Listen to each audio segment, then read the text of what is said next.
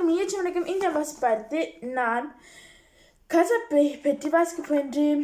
கசப்பு அறுசுவைகளில் ஒன்றாகும்.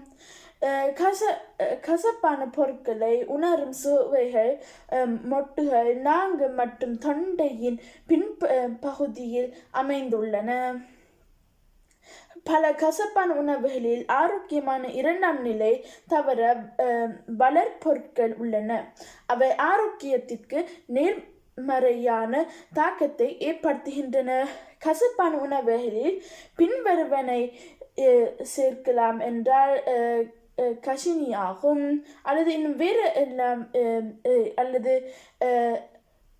பச்சை தேநீர், காஃபி, கசப்பான சாக்லேட் அல்லது ஒலிவ்ஸ், இத்திரன் கிராம்பு பழம் என்ற போன்றவற்றில் நாங்கள் கசப்பை உணர முடியும். இதான் வாசிப்பாரம். நன்றி, வணக்கம்.